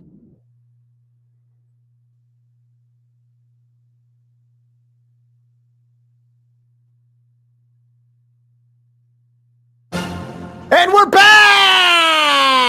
Before we dive head deep into WandaVision, Kevin, Kevin Buddha saying in the comments saying, "Oh, David, I rewatched Ragnarok and it's so good." Did you dislike Ragnarok initially? You're saying that as if it's like some stunner that you liked it the second time watching it. So I'm curious. I don't remember. But anyway. Yeah, Kevin. I find your lack of faith disturbing. You are part of the Rebel Alliance and a traitor. Take her away. That one's more accurate. So, ladies and gentlemen, honestly, I am just so excited to talk WandaVision. This is where the fun begins. This is where the fun begins. This is where the fun begins. This is where the fun begins. That should just be a bit, us going back and forth with mannequins. David. Yes. We have some pressing questions left in the vision of Wanda's, right? Yes. Okay. We have a lot of questions. Hit us with the first cue. First that we can question, then A. Ladies and gentlemen, this is how we're doing these segments now. We're just laying out questions. We're going to answer them, but we want you to we want you as well to answer these questions with us along in the comments. We will read your answers because everyone's got thoughts on this. Everyone's speculating different things, have their own fan theories. So our first question of the day, who is this mysterious aerospace engineer that Monica and Blue are now on their way to go see? Because at the end of this last episode, Monica's like, oh, they're driving up the hill. And they're like, oh, we're going to go meet her guy. And that's one thing. It's funny. People are breaking the show down so much. If you put on the Spanish subtitles in episode 5, when she said, my aerospace engineer friend, it had the feminine, like however you put it, pronoun. Yes. You know what I mean? You took Spanish. Yes. I took Spanish. For those of you that don't understand how Spanish work, there are masculine words and feminine words, and that's not actually how it's explained, but that's the best way for me to describe. Amigo versus amiga. Yes, and the aerospace engineer was described as this is a poor way of putting it, an amiga. And bottom line is, in episode 6, Monica goes, my guy, which flips everything on its head. And people diving into this stuff, looking at the Spanish subtitles, like, come on, guys, give me a break. Just watch the show. Also, it could be because she is a girl talking about a generic character, and that's why. Because languages are hard, man. And worst of all, David, we speak the most complicated language in English. So there's 37 words for the word red. It doesn't really matter. The bottom line is, it seems like it is a male character. And, okay, I don't really have a great prediction, right? I'm not going to sit up here and be like, oh, that's good. I know who it's going to be. Yeah, like, oh, I'm going to tell you guys who this is. Who the most exciting person would be, everyone knows, is John Krasinski as Reed Richards. That's the one that fans are, like, the internet would explode if that is what it is tomorrow. It will actually, Twitter will crash. No, I'm kidding. But it will be. Twitter probably would crash. I mean, that is the one that would blow the top off the internet and everyone would lose their minds. Every site, us, the direct, like, it would just be madness. But. Dude. You would never even, like, it would be revealed to you so fast. Yeah. Luke Skywalker was never revealed to me because I follow the copious, strict rules of no social media before watching the new show. Yes. So you're much more diligent at than I am. But anyway. I mean, I also am not in a group chat with, like, people where they're just straight up discussing spoilers. No, literally starting at 3 a.m. this morning or tomorrow morning Eastern time, there will be a thread on our social media about, like in our group chat. Anyway, I don't have a great answer. Thomas, seems like you don't either, but I will say whoever it is, I'm excited. Exactly. I'm excited to see who it is. I kind of hope it's someone new, but if it's not someone new, Reed Richards, even if it's not John Krasinski, but if it is John Krasinski and it's Reed Richards, that would, I'm telling you, man, that would blow the top off this entire show and everyone would lose their mind. What if it is actually Giancarlo Esposito as Reed Richards? That would be crazy. If Right? she I want. walked I up just to want that. That's the person I want to play Reed Richards, because he would have a totally different vibe about him. But I'd also like to see him play Magneto. All over the place. Okay, moving on to the next question. But Giancarlo for every role. Yeah. If Monica drives up or they walk up to this person and she says, Reed, it's over, ladies and gentlemen. The internet, it's over. Like, the bottom line is, if that happens, my head's going to explode. Everyone's going to lose their mind. Jasmine's going to think I'm like having a seizure or something because I won't be able to control myself and she won't even know what I'm talking about. I hope it doesn't almost happen for that reason. But if it does, it's going to be crazy. Look out if it is John Krasinski or if it's anyone that is Reed Richards. But the bigger question I think we might have a better idea about, or maybe even some more thoughts on, what is the deal with Pietro? And I'm going to change this actually. It really should be, what is the deal with Pietro? Correct. Captain Marvel, I don't believe was an aerospace engineer, Randy, nor Bruce Banner. However, then again, he might be now. Yeah. Yeah. But anyway, okay, so what's the deal with Pietro? Okay,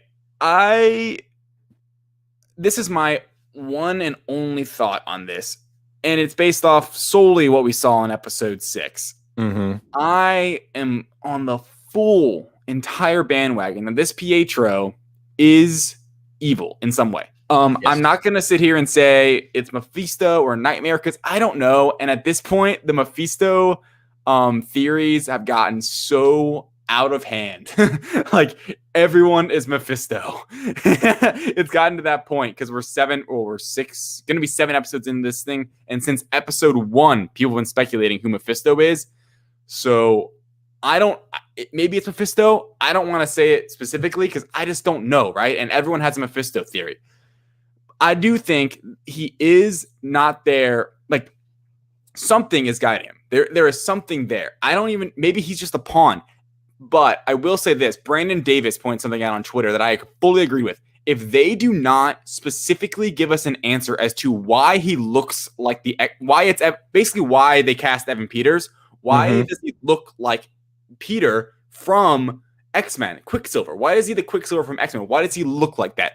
Like, they have to explain it. Like, it can't just be, this Pietro, quote unquote, it's a reason as to why that was, like, they cast Evan Peters or why they made it. Yeah. I mean, they did that for a reason. There has to be a reason. And I wrote an article with the showrunner quotes and her explaining that they had to have it make sense. Feige said that to her. It has to make sense. So I do believe we will get that answer. But after episode 6, and specifically in episode 6, you can tell he's kind of trying to pull stuff out of her. There's one time he asks her a direct question. He kind of just goes around it, doesn't answer it direct. He never actually answers it, like about their childhood or something. He knows some stuff, but he seems like he's trying to pull stuff out here. It's interesting how much he knows. He's like, so how are you doing this? Like, he's very aware. He's aware of the hex. He's aware of her control. He understands in some way. And I think I would be, at this point, I'm 90% convinced he has an ulterior motive, and that he is working for a evil force. Basically, he's not a good guy. And in some way, that'll unravel, and he will be revealed as either a bad guy or a pawn for a darker force.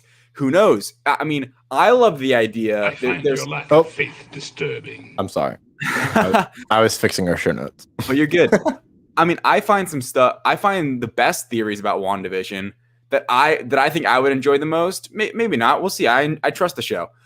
Is that it's all Wanda. It genuinely is all Wanda, and that maybe, it's her trauma that's brought him back in some way. And they need to explain why it's Evan Peters. But I like the idea that there isn't this bigger bad than Wanda, because I'm hoping that Wanda will be an antagonist in Doctor Strange, and that this show will lead into that. Not that there will be even a worser like antagonist.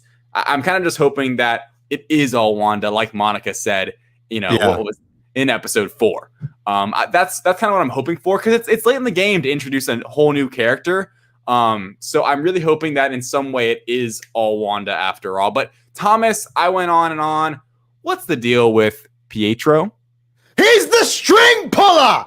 We spoke last week about the string puller theory versus its all Wanda theory. I still want the all Wanda theory, and I have a secondary thing based on that theory that I got from a friend today that I really just love because of it's just the psychology of the show. But let me go ahead and just ruin everything for everyone, because I'm obviously going to be right here. I'm always right, apparently. Obviously. Yeah, obviously. I thought I had my soundboard on, but I keep having to type. Thank you, Anakin. Dick. So here's some really important things that I noticed. The boys in Pietro. First, right off the bat, because of that vampire line, people are now thinking that maybe he's actually an energy vampire. And that's like a little tell of that. Oh, he's an energy vampire. Right. And he's tricking Wanda into using all of her power to maintain Westview so it can suck up like her life force and junk, based on that commercial, especially. Whether that's Mephisto, Nightmare, or another character that I don't actually know how to pronounce in the S theater, which I'm assuming is like an ancient vampire. Then, that could actually even be Hayward or something. Like, who the hell knows, right? Yeah. But if he is a vampire, which based on the fact that he's a shark, and sharks and vampires aren't that far off, they are both bloodthirsty beings, right? Mm-hmm. And he keeps bringing up grief that gives credence to there's something going on there. Now, important note that the boys see through Pietro, and they even, they tell us, and it's because he's somewhat of a man-child. But then they go on to be like Kick-Ass, and we have that fun little Kick-Ass. Aaron Taylor Johnson was in Kick-Ass. Evan Peters was in Kick-Ass. Then they both became Quicksilver. Personally, just love that. Of course, unleash hell, demon spawn! Important note, body language, ladies and gentlemen. He then looks at her and he's like, it could be played as, I'm sorry, I didn't mean to call you a demon, sis, or just kidding, because I'm not a demon, or like, I don't want you to know I'm a demon, whatever it is. After that vampire line, he wakes up and first thing he does is scare the boys, including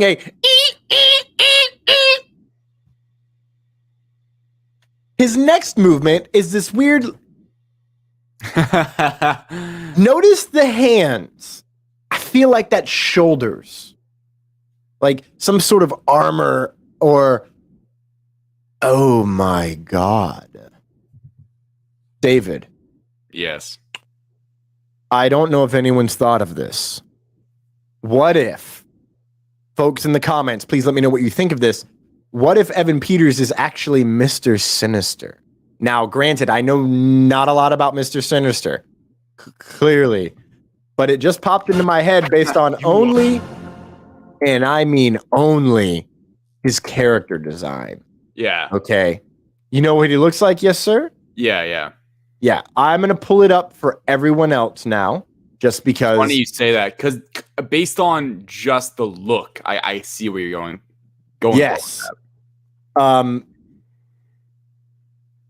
So here it is, folks. This is Mr. Sinister. That is how he is designed. Kind of looks like the devil in his own way. If you scroll down, right now the WandaVision image is covering on our actual screen. Just scroll down a little bit. On the article. Yes. Okay. There it is. Is that good? We made it? I still can't see it. Why is it? I'm scrolling on the wrong one. That's there we go. I had two of those tabs open. There we go. There it is. Technology, man. So that's Mr. Sinister. I just thought of this in the moment. Is that a dangerous thought? Absolutely, folks. Absolutely. Back to the plot. He also says little dude, which we'll get to why that's important, but I'll just say commercial. Now, Wanda and Pietro, this is the first cutaway that we get. No, it's the second cutaway that we get in the episode, but it's the first cutaway we get about the past of Wanda and Pietro. And it's important to note that it's a different memory. And it's also the only cutaway we see of their past. Now, Pietro then says, probably suppressed a lot of the trauma. And that's like his whole shtick this episode. You know, like I came in, caused mischief with the brother-in-law, the husband, create a little hell with the Rugrats, give you a little grief. That's what I'm here for, right? And the mention of grief and trauma is so important to why a lot of people are thinking it's Nightmare or it's Mephisto. So it's intriguing how things are lining up. Now, here's the point. Why does he look different? They didn't. They brought it up, so I think we will get an answer as to why he looks different. And I genuinely think it's gonna have to be a straight up multiverse. Well, I needed to take a version of Pietro, but I couldn't get that body, could I? So I went to this other little universe and I took his body, and that's why I look different. The commercial happens, and then it opens up on Pietro. And I also think that little shticky about the multiverse kind of lends itself to my theory that Wanda might just say, well, then no more multiverse. Right. So you can't keep traumatizing me with people. When Wanda yells to the boys to be careful, Pietro instantly shakes his head no. And I have the question, is he subconsciously talking to the boys as Mephisto, their father? And I'm only pulling Mephisto because of House of M. Now, pulling away from the string puller theory and going to the Wanda is in control, is Pietro just her subconscious? Yes. Pulling in a version of Pietro from the multiverse, which then would lend itself to another no more multiverse. And would also lend itself to her opening the multiverse.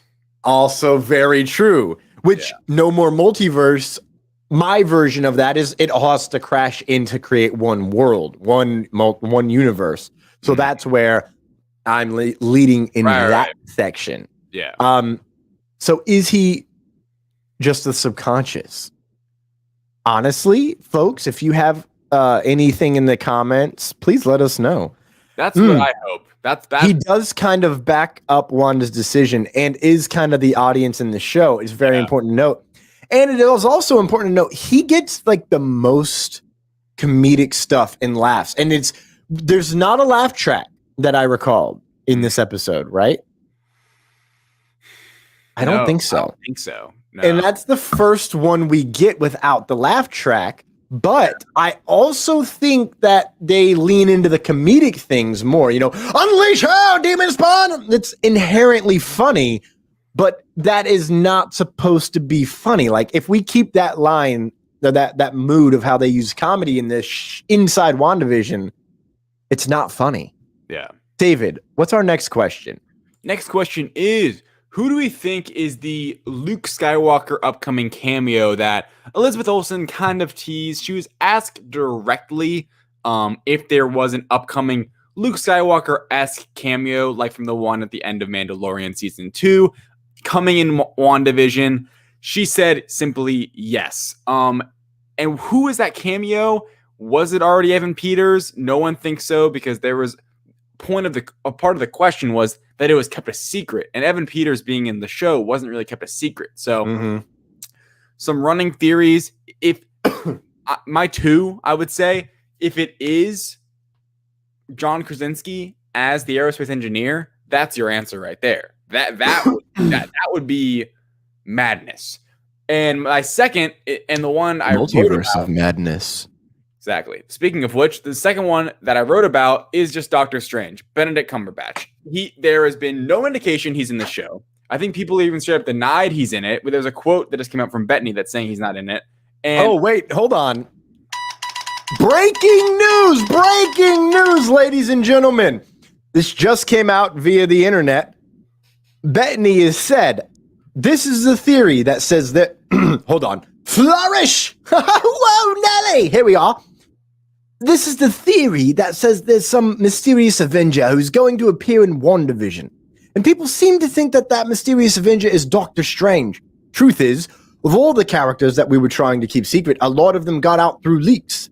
There is one character that has not been revealed, and it is very exciting. It's an actor I've longed to work with all of my life. We have some amazing scenes together, and the chemistry between us is, I think, extraordinary.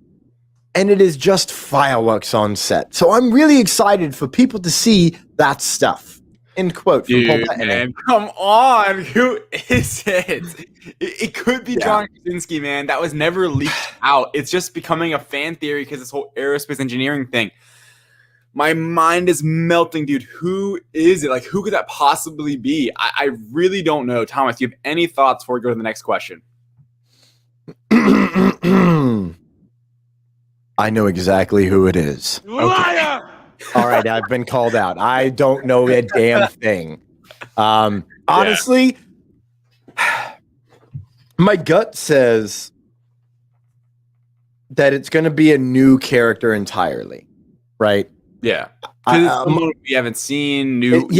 Or it's going to be like it's going to be someone who we know. Honestly, I really hope it's Michael Fassbender as Magneto. That would be unbelievable. Like, I know I said I want Giancarlo Esposito as Magneto, which if they did that, holy shit. But I really do want to see Fassbender be brought in because if you look at what was going on in that universe, they were jumping universe to, decade to decade to decade. So it could be the exact same. That his entire existence could just be false memories from WandaVision. Yeah. In theory, right? But I don't have an answer. So, David, what's our next question? Because we're running long here. Let's go. What has happened to Dottie? Where is Dottie? I wrote an article about this just, I think, yesterday. She teased, it seems like Dottie will be appearing in tomorrow's episode. Because there's a still of her from a TV spot from like a week or two ago. And it's pruning her roses, which are yellow. Yeah, and it looks like that could be in the Modern Family time in the Hex, which is where we saw her. Interesting notes on Dottie. Sorry, I always forget to turn that off. Dottie, she has not been in any episode since episode 3. She had her biggest role in episode 2 when she had this, weird conversation with Wanda, where she's like, "I don't believe you," when Wanda was saying like her and her husband are fine. So, and everyone thought, everyone's calling Dottie a witch and all these certain things. And now things have calmed down with Dottie because there's been episodes and big stuff's happened since we've last seen her. Episode 4 kind of lit the whole thing on fire. And people have forgotten about her. And she seems to be coming back tomorrow. Where has she been? I don't know. I wrote one theory that I kind of like is that if Wanda is in more control than we think, maybe Wanda's just kind of put her to sleep, or perhaps sent her to that exterior walls of the Hex and made her just basically unconscious doing her stuff. Because if you think about it, Wanda, in that moment, you hear woo over the radio. This is in episode 2, everyone. And they're having this conversation. It seems like Dottie's kind of like onto her in some way. And Wanda's spooked. Unlike other moments with Agnes, for instance, she seems a little more rattled about it. So maybe she's kind of sent her off. And we see at the end of episode 6 how in control, how she pauses everything and expands, how in control she truly is at some capacity. So where Dottie is, I don't know, but I am excited to see what she's been up to and what her role will be leading on. And it's also a quick note, she was never seen on that missing persons wall. Almost even more suspicious than Agnes, who was on there and didn't have a real life counterpart. Dottie just wasn't on there at all. So it's almost like they've been trying to make us forget about her. And I think that's important. I think there's a reason behind that. Thomas, you have any thoughts on what happened to Dottie? Based on the colors that we've seen, she was wearing all white when it was black and white. That makes me think of Emma Frost. But her roses are yellow. And I thought, well, let's think about what we got going on here. What if she's Enchantress? Ooh. Right? Enchantress. That would be funny. Yeah. Moving on. Next question. Oh, yes, David. Next question. Will episode 7 be the final sitcom story? Meaning, episode 1 through 6 so far have been all different eras of, outside of episode 4, there was no story in the Hex that time, except for recapping previous ones.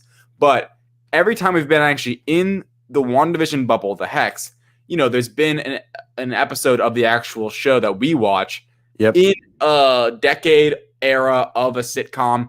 And it seems like from the marketing, the only one we have left is the Modern Family sitcom era, which is going to be tomorrow. Tomorrow is the Modern Family, styled WandaVision episode. And simple answer, I believe yes. I think tomorrow is the final episode of WandaVision that we actually start off and we get the intro and all the sitcom-y stuff. I think tomorrow is the... Wiley just saw a ghost. Sorry. I'm sorry. There's a comment that just popped up, and I love it, and it blew my mind. I'm going to answer this question really quick. Yes. End of answer. Moving to the comments. Randy K. Stewart has said that she was looking up engineers in the Marvel Universe, and one that is also in a storyline with Mephisto that came up was Victor Von Doom. So, I mean, okay, excellent point. Think about it. That's the connection with that's literally the core connection of the Fantastic Four with Doctor Doom is their work connection. Yeah. So I love that idea. I love the idea that I already have a casting. I like that.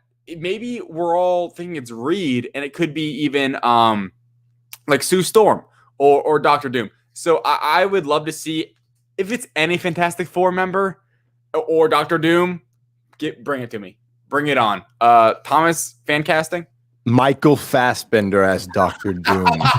They're just gonna what Feige has done. He's like, all right, think about it. Like that might be exactly what's happening. I don't know if I liked where they were going in those stories, but I love these actors. Let me just pick them all over and bring them into our universe as different characters. Even though the whole Evan Peters thing is way too on the nose.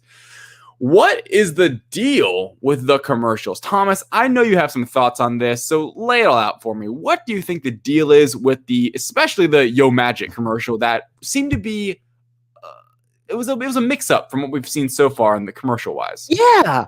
There's some interesting things that have happened because of these commercials. Okay, if we were thinking that, oh, maybe it's an Infinity Stone, oh, maybe it's this, oh, maybe it's that, oh, maybe it's this. I just think the deal with commercials is it's Wanda's story. It's everything that has grief and trauma will shape you. It is up to you to decide how it shapes you. Yeah. Every time she has something horrible happen, it basically breaks her. And you can only break so many times. And when you have these powers, anyways, in the new commercial, I'm so hungry, I'd eat anything. That's not very far off from what I said Wanda would say if she made a deal with the devil. Mm. Then the shark comes up. What's up, little dude? Let me give you some yo magic, bro. And he tosses it down. Later, Hang Fin. Who talks like that? Pietro. Crush from Finding Nemo. Also true. 100%. Whoa, whoa. And they were like, whoa.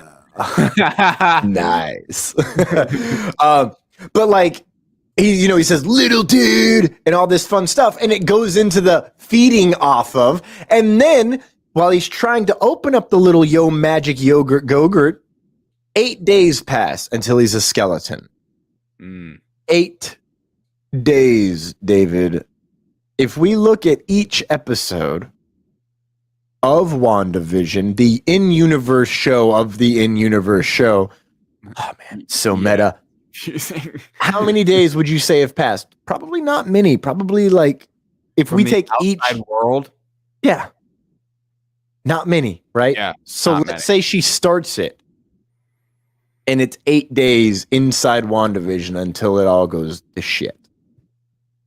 Right? That's what it seems like. So this episode coming up, I think we'll get a little bit of an answer because this will be we have 1, 2, 3, and then 80s was 4, 90s is 5. This will be 6.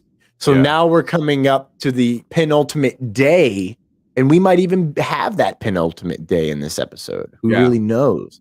There's been a couple episodes where we get 2 different days in. That's not true. That's not true at all. Each episode inside WandaVision is a single day. So same with you're right. You're right. So For saying that episode 2 had 2, but I don't think so. No, it was all the same day. Yeah. When the kids were born in episode 3, that was just one day. Yep. Yeah, you're right. Yeah. Yeah. Literally, she was pregnant at the end of episode 2, and the very. That's what I was thinking. And then at the beginning of episode 3, it is. It's literally 12 hours later. They say. Right. So, what's the deal with the commercials? It's important to note that this happened after the Lagos commercial, right? Yes. Perhaps this deal was made after Lagos. And this character, this shark, has slowly been building Wanda up in power just to tear her back down. Wow. Because we never saw Vision die yet. But that could be this episode. Yeah. Another important note, it opened up right back on to Pietro. And that's the end of thoughts. Does anyone have... Here we go. I think if we go back to the commercials after the series is over, altogether, they will do so much foreshadowing for the end. Yeah. I agree. I think more than just commercials. I think there'll be more than even that. Like, looking back, I mean, there'll be so much if you look back at this show, how many little things they were just... little seeds they were dropping in each episode. We're already seeing some. Yeah. Next question. This is a question for you, Thomas. You kind of had this little breakdown. You had this vision, let's say. How important are the intro? And at the center of it is the Mind Stone. I'm sorry. I didn't mean to go full Thor. How important are the intro lyrics, as in the intro song lyrics to WandaVision? So give me this breakdown. Okay, so ladies and gentlemen, I have been spending... All I do is think about this show. I live this show. I breathe this show. I smoke this show. I inject this show directly into my veins along with coffee. So this newest episode, and it's a pattern I've noticed since the beginning. The intros reveal way more about what's going on than we realize. I just posted in the comments on Facebook and YouTube this article from IGN. It has all of the lyrics put in there. Now, I'm going to just go through all the episodes really fast. A newlywed couple just moved to town, a regular husband and wife who left the big city to find a quiet life. WandaVision, she's a magical gal in a small town locale. He's a hubby who's part machine. How will this duo fit in and fulfill all? I obviously can't do lyric good or read. By sharing your love like you've never seen. WandaVision. Episode 2 was all bewitched. Loads of Easter eggs. 0.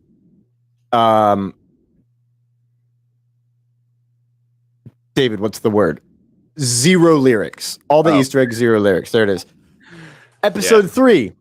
WandaVision. We've got something cooking, and it's looking good. We've got something cooking, and who knew we could? All great expectations lead to complications, but it's groovy and fun. It's me, it's you. Together, 1 + 1 is more than 2. WandaVision. Some sudden surprises come in all shapes and sizes, but it's rainbows and sun. It's me and it's you. Together, 1 + 1 is family. That was the episode they had the babies cooking, right? Interesting that some sudden surprises come in all shapes and sizes, but it's rainbows and sun. It's you and it's me.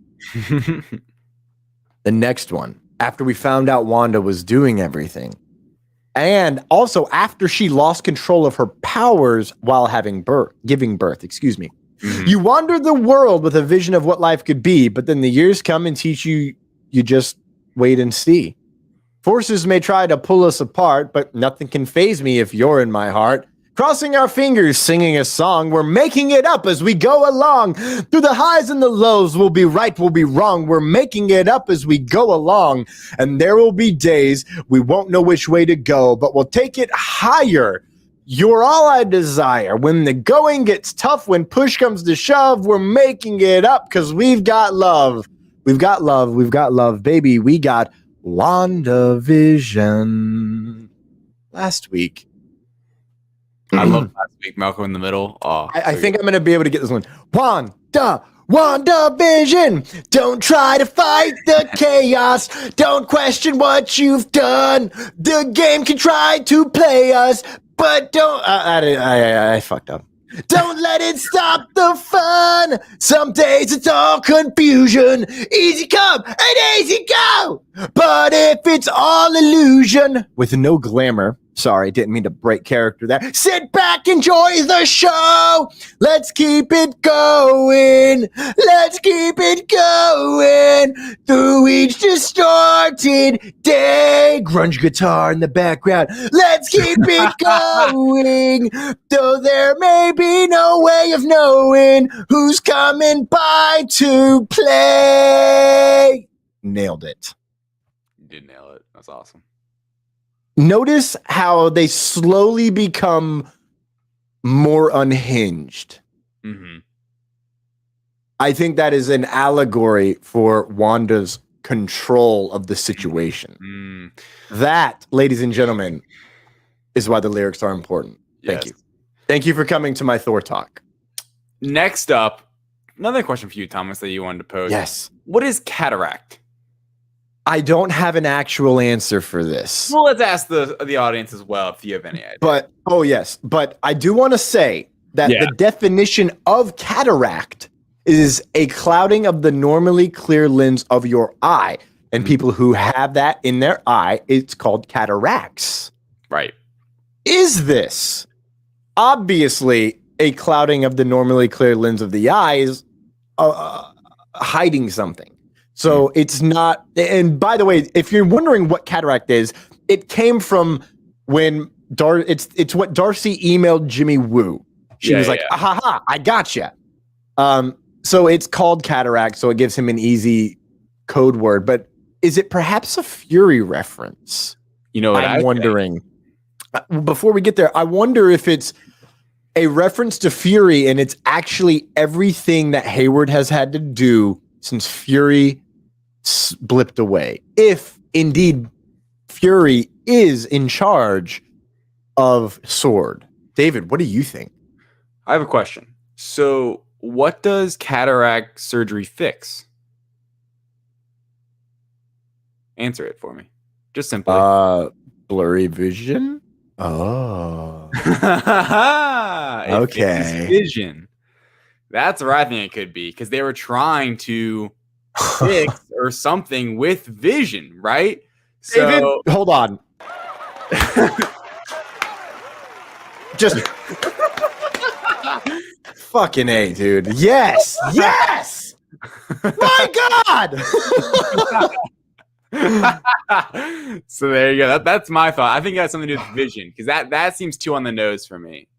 I love you, dude. That's amazing. Moving on to our final question. What is the deal with vision? Maybe Again. cataract? Oh man, again, I don't have an answer, but Yeah. I find it very interesting about how things are going. And what you just said, yeah, that makes sense as to why he was watching Vision slowly crumble in the last episode, right? I posed this question because I wonder if this is all an opportunity to bring Vision back to life. And the sitcom is meant to give him memories to then use in the real world. He made it out of the hex, but he's missing something, right? Yeah. And we know the mind gem explodes. Maybe the mind gem explodes and it teaches him about bringing, about himself, and it gives him what he needs to live. But he just left the hex and we don't know what's going on with him when it leaves. Like he's obviously put back together, but does she have to go inside of his mind again to give him certain things? Here's what I'm wondering, and really, this is just going to lead into our episode 7 predictions. I really hope because I've seen some shit in the promos. And there's one thing. It's a hexagonal hallway of white and black, and Elizabeth Olsen is wearing this like creepy doctor outfit. I really, really wonder if we're going to see her go inside Vision's mind. And there's another scene where Vision is all in gray, and it's in their old apartment, and Wanda is in full color when he's not. And it's like they instantaneously ended up there. Now, I think this is either A, her going in to wake him up and put him back together enough so that he doesn't remember what he just did. Hence this is our home, so then we'll fight for it. From the trailers, which is obviously this episode because she does that wearing the flannel. Or is that the start of what actually happened? She tried to bring Vision back to life, and that required giving memories, which then required starting WandaVision. And she'd already said, well, I'd give anything to bring Vision back to life. And so she started working at it. And the string puller was like, oh, I'll take anything, bro. Yeah. David, thoughts on Vision? Do you have any thoughts on Vision? I should ask. I do. Specifically just on Vision. This leads right into episodes, or the episode 7 specific predictions. I am still simply on Vision. I'm still of the belief that he cannot, like we saw him trying to leave the Hex, he will not leave the Wanda's vision. Like he will not leave the Hex in the show after WandaVision. I do not believe he will stay alive after this show. And I think it is another, and it's a part of my theory that Wanda's going to be an antagonist in Doctor Strange, is because I think, it's going to crumble for her again. She's going to lose him again. I think that's how this show ends in some degree. Maybe it's 2 episodes from now. Maybe it's the final episode. She's going to lose him again. Because I'm still in the mindset that, like I said, I think last week, that Vision, how they, she assembled him or whatever. She took some parts of him out of the little lab. We have is in between. It's not all of him. It's not just her imagination. It's part of him. And that's not it. The Mind Stone's been destroyed. It's gone. It's still in this universe. That's true. That's a good point. I think the way they might tie in and hold on, actually not technically destroyed, reduced to atoms. Yeah, which I think was there, like, for all intents and purposes, at least of Endgame, it's like destroyed. Yes, but it's also because you cannot destroy nor create matter. Yeah, you just make it a finite little thing. Exactly. And what is she doing? She is rewriting reality. What I will say about the stones in general is I do not hope they need to move away from the stones, I think, because the last 23 episodes or movies I'm looking at, my Blu-rays, they're all about the stones in general. Yes. So I don't want them to keep with. I don't need them to keep with the Infinity Stones much longer. They've told that story. It was the Infinity Saga. Leave that alone. But I do think, however, the Mind Stone is a fundamental part of both Wanda and the Vision. So it being a part of the show makes a lot of sense. I do not, it's almost needed. Yeah, it's a part of them. It connects both of them. That's what connects them. If you think about it, physically, she got her powers that way. That's what was running his whole system and doing more because it's the Mind Stone after all. Anyway, I do not think that Vision can move on. And let's move on to our specific. Now we're going to get specific, everyone. What do you guys think is going to happen tomorrow in just 8 hours when this thing premieres in episode 7 of WandaVision? Thomas, you begin. Oh, shit. Okay, so I think Darcy will be the sassy best friend like Monica was. And it was foreshadowed in the last episode by Hayward. She's with me. Which one of you are the sassy best friend? Yeah. That was nice. I liked that. Nice. Especially their reactions. I'm really hoping Darcy is wearing an outfit similar to her days on Broke Girls. I love 2 Broke Girls so effing much. It is my it's my unguilty pleasure. I fucking love that show. I've never seen a full episode of that show, but I'm aware of it because I've seen commercials for it and everything. Yeah. I think if they don't have a reference to that show they're setting it up beautifully. It's in the 2010s now. It seems like a perfect time to make she just gets in the hex so she can be a part of the sitcom. I would be surprised if there's not at least a tip of the hat to that show. Yeah. Anyway. But yeah, that'd be cool. Anything else for episode 7? Yeah. So I know I was kind of toying with it in the last segment, but Wanda goes inside Vision's mind, giving us that moment where it's all great except for Wanda. You think in this episode that happens? Yeah. Okay. I think I would say that's later. We have to see how Vision recovers. And that's why I think that is that. Yeah. And that is my assumption of what that scene even is. So like there's a lot of assumptions going on here. Yeah. I think we find out a little bit more about Cataract as well. Yeah. Because if she does go in his mind, there's a lot of stuff there that they got to sort through. I think what's interesting, speaking of Cataract, is something that I see no one really talking about is what about the fact that I know it's all going to be all WandaVisioned up now. It'll be changed. But the fact that the tent that Sword had, set up shop in with all their tech and all this stuff is now in the hex. I think that could play a factor. It's all been rewritten. I know that's the thing. So I don't know. It just seems like there'd be so much in like what's in there now. I would just be curious what's in there now. Like let's just take a little peek of all that technology and info. Okay, here are some of my specific episode 7 predictions. I think this episode's going to. I would temper expectations for. Okay, if it's Reed Richards, then that's going to be the story of this episode. But if it's not that, if it's someone different, if the aerospace engineer isn't as internet breaking as a Reed Richards, here's what I expect. It's going to be very similar, in my opinion, to episode 6 in some ways. Just not from like what they're going to be doing in the episode, like in WandaVision, but we know it's going to be similar length. And I think it's going to do the same thing of giving us some more answers, but leaving us with still with a lot of questions. I don't think it's going to answer everything. Like, I don't think we're going to okay, here's my thing. It's going to give us a lot more questions. It's going to answer some things. It's going to hint at answers for some things. And then at the end, something's going to major happen and leave us on a bit of a cliffhanger where it's like, and give us even more questions. Similar to episode 6, where we got some more info on Pietro. We saw what happened to Vision. It was an entertaining episode in general. We saw Billy and we saw Wiccan and Speed. I mean, that's something significant. I think we didn't even touch on that. I know. There'll be stuff like that, but I do not believe it's going to be this, we find out all these huge, all these big reveals and all these big answers. I think it's going to do a similar thing as episode 6, where it sets up a lot more for these final 2 episodes of these big questions like who's Pietro, who's pulling the strings, what's really happening, how'd this all start, is Hayward good or bad, stuff like that. I don't think it's going to be answered in this episode, but I think it is going to hint at some more of those answers. And in the end, there will be something major that happens, perhaps even because of my prediction that this will be the final sitcom episode, maybe the fact that the bubble bursts, the hex bursts.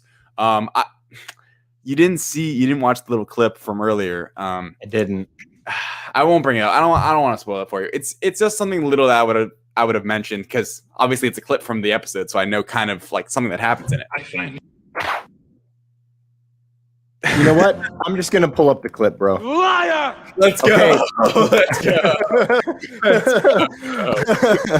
go. I love how I instantly got called out by Anakin because that was the last damn thing I clicked on. Here we go. We've all been there. Look, we've all been there, right? Letting our fear and anger get the best of us, intentionally expanding the borders of the false world we created.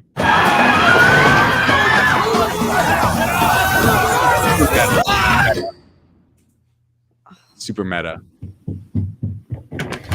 Mom, are you coming down soon? Mom, our game is freaking out. Yeah, this part I want to watch. The controls are changing. And that makes me think her powers are being almost reduced because she expanded. Yeah. Sleeping, honey. And she's tired. Just resting her eyes. Yeah, she's tired. Mom? See? My head feels weird. Yeah. It's really noisy. I don't like it. Resting her eyes. As punishment for my reckless evening, I plan on taking a quarantine-style staycation.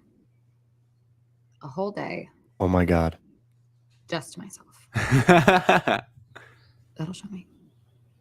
That'll show me. It's just still in her outfit. I The era love it. changed, but her outfit's the same. Oh Let's go. my God. Let's go. This episode's gonna rock. And like I said, it's gonna set up more questions and not answer everything. But it's gonna. I'm so glad you watched that. But what I wanted to point out is just how how the controllers and stuff are switching. It makes me think that because she exerted herself and made it bigger, that she's having less. It's not She's hungover. Yeah, exactly. That's like what they're teasing at. And it's hard for her to control everything now. Even we knew she couldn't control exactly The edges. on the edges, but now even stuff close. And the little line of Wiccan, it's crazy in my head. Yeah. It's gonna be good, man. It's gonna be good. Man. Shit, that was amazing. I have one final random note before we end WandaVision. Yes. I thought about this earlier while watching it. The hex is designed to fail by the string puller. We saw 80s tech make it into the 80s episode, so now in the 2010s, modern tech can be introduced. Why would this oversight be there if full control was there by Wanda? Would she also not want to be interfered with? So if the reality fails, then Wanda cracks, and that's the ultimate game. Her magic, bro.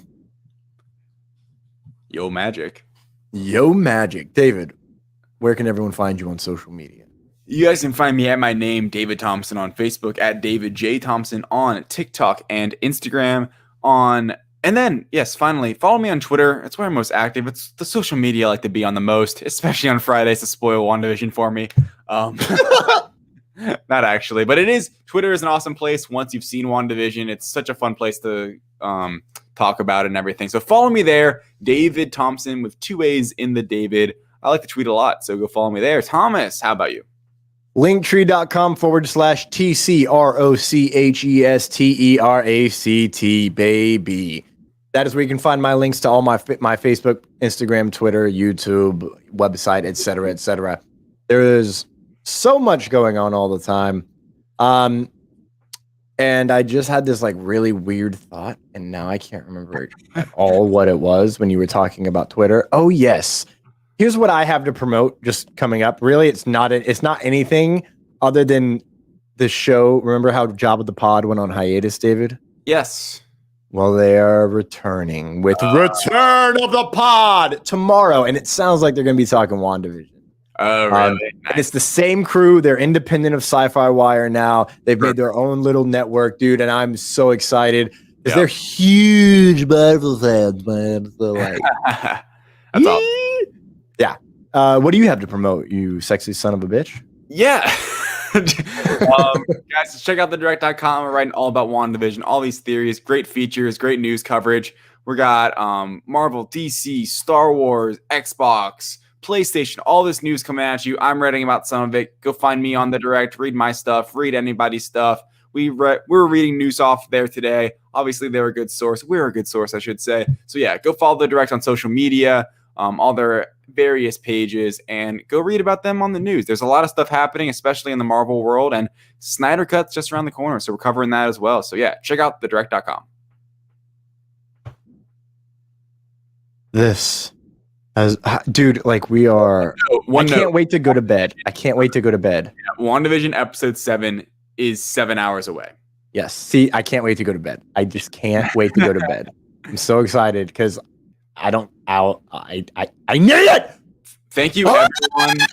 Thank you, everyone that tuned in live with us today, leaving comments. The comments were very exciting today. Yes. Seemed to go crazy during that Mortal Kombat trailer. So that was very fun. Thank you all for leaving your comments and giving us a view this evening. Thank you for joining us. Yes, this has been episode 45 of Lights, Thunder, Action. We'll see you all next week on Wednesday.